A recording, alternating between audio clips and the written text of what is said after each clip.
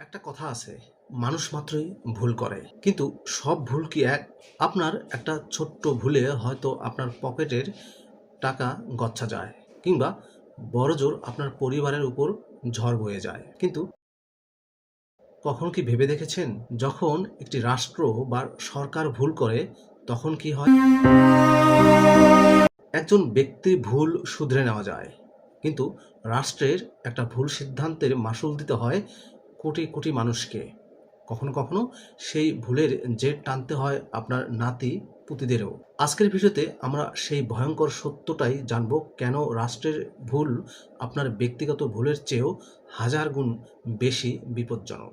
আমরা জানব এবার ব্যক্তির ভুল, সীমানা এবং প্রভাব নিয়ে। প্রথমে আয়নায় সামনে দাঁড়াই। ধরুন আপনি ব্যবসার ভুল জায়গায় টাকা খাটালেন, কিংবা ক্যারিয়ারের গুরুত্বপূর্ণ সময়ে পড়াশোনায় ফাঁকি দিলেন। এর ফল কি হবে? খুব খারাপ হলে আপনি আর্থিকভাবে দেউলিয়া হবেন, বা আপনার জীবনযাত্রার মান কমে যাবে। কষ্টটা আপনার এবং আপনার পরিবারের হবে। কিন্তু একটু খেয়াল করে দেখুন, আপনার এই ভুলের কারণে আপনার পাশের ফ্ল্যাটের লোকটির কিন্তু না খেয়ে থাকতে হচ্ছে না, দেশের জিডিপি ধসে পড়ছে না।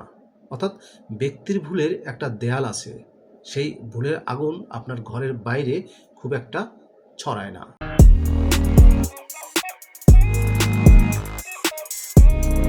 রাষ্ট্রের ভুল যখন সিদ্ধান্তের কাল হয়ে দাঁড়ায়। ধরুন রাষ্ট্র ভুল করে এমনভাবে টাকা ছাপালো বা সুদের হার ঠিক করলো যে দেশের মুদ্রাস্ফীতি 10% বেড়ে গেল। এর মানে কি জানেন?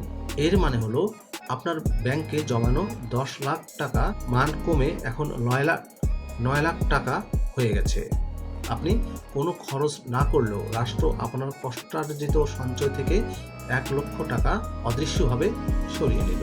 একজন ব্যক্তির ভুল সিদ্ধান্তে তার নিজের পকেট খালি হয়, কিন্তু রাষ্ট্রের ভুল সিদ্ধান্তে কোটি মানুষের ভাতের থালায় খাবারের পরিমাণ কমে যায়।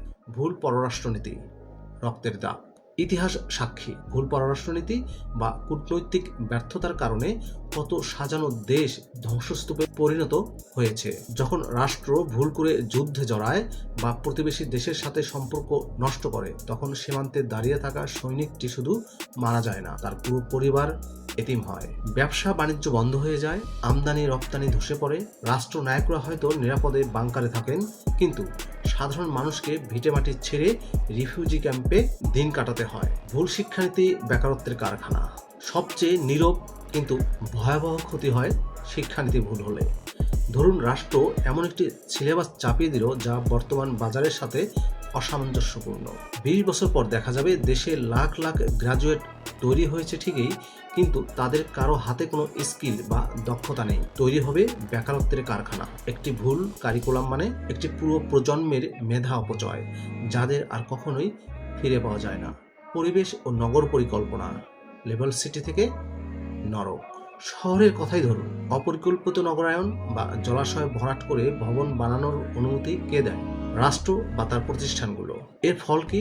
সামান্য বৃষ্টিতে রাস্তায় কোমর পানি, ঘন্টার পর ঘন্টা ট্রাফিক জ্যাম, আর অসহনীয় গরম। রাষ্ট্রের এই উন্নয়নের ভুল নকশার খেসারত আপনাকে দিতে হচ্ছে প্রতিদিন। আপনার সময় নষ্ট হচ্ছে, স্বাস্থ্য নষ্ট হচ্ছে, যা কোনো টাকা দিয়ে মাপা সম্ভব নয়। এবার আমরা জানব কেন রাষ্ট্রীয় ভুল আসলে সবচেয়ে বেশি ভয়ঙ্কর।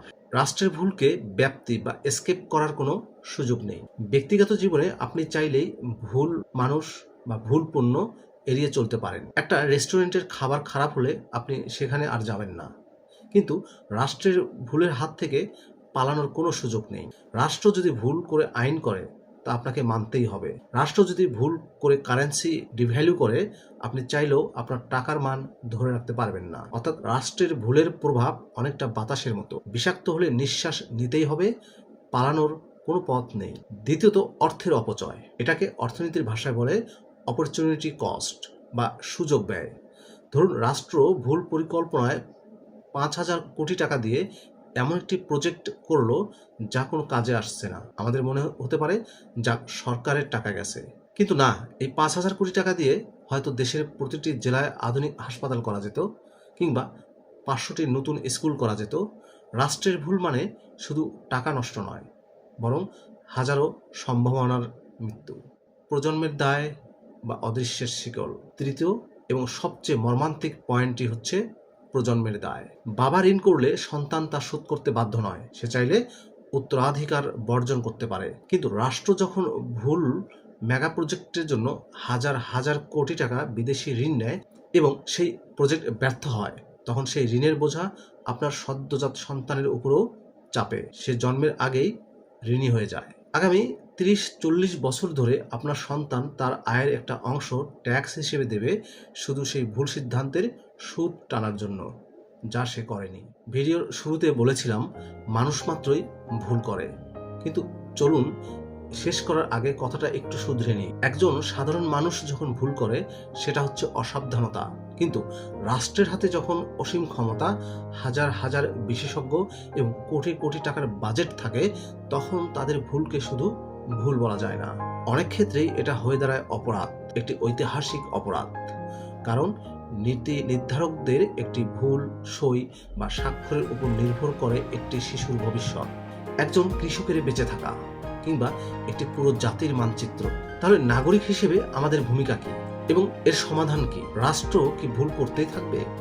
এর উত্তর লুকিয়ে আছে আপনার সচেতনতায়।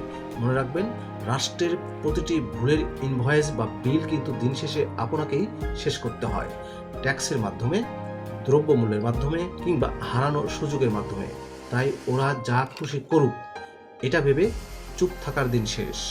প্রশ্ন করতে শিখুন, কারণ একটি রাষ্ট্রে যখন জবাবদিহিতার আলো নেমে যায়, তখন ভুলের অন্ধকার সমাজকে গ্রাস করে। আপনার সজাগ দৃষ্টি রাষ্ট্রের ভুল কমানোর সবচেয়ে বড় হাতিয়ার। আজকের এই আলোচনাটি হয়তো আপনাকে ভাবাচ্ছে। আমি আপনার মতামত জানতে চাই। আপনার দৃষ্টিতে আমাদের দেশে বা বিশ্বে গত কয়েক বছরে নেওয়া কোন রাষ্ট্রীয় সিদ্ধান্তটি সাধারণ মানুষের সবচেয়ে বেশি ক্ষতি করেছে? সেটা কি অর্থনীতিতে, শিক্ষা ব্যবস্থায়, নাকি পরিবেশ রক্ষায়? আপনার ভাবনা কমেন্টে লিখে জানান। আপনার একটি কমেন্ট হয়তো আরো 10 জনকে ভাবতে শেখাবে। রাষ্ট্র ভুল করবে, আবার মানুষের রাষ্ট্রকে সঠিক পথে আনবে, এটাই ইতিহাসের নিয়ম। যদি মনে করেন এই কথাগুলো জানা জরুরি, তবে ভিডিওটি আপনার বন্ধুদের সাথে শেয়ার করতে ভুলবেন না। রাজনীতি, অর্থনীতি এবং সমাজ নিয়ে এমন আরো গভীর এবং বিশ্লেষণধর্মী ভিডিও দেখতে চাইলে চ্যানেলটি এখনই সাবস্ক্রাইব করে রাখুন আর আমাদের সঙ্গেই থাকুন। ভিডিওটি ভালো লাগলে শেয়ার করুন। দেখা হবে আগামী ভিডিওতে। ততক্ষণ পর্যন্ত নিজে সচেতন থাকুন, অন্যকে সচেতন রাখুন, প্রশ্ন করতে শিখুন। প্রশ্নই অন্যের সচেতনতা বাড়িয়ে তুলবে। ভালো থাকবেন সবাই, ধন্যবাদ।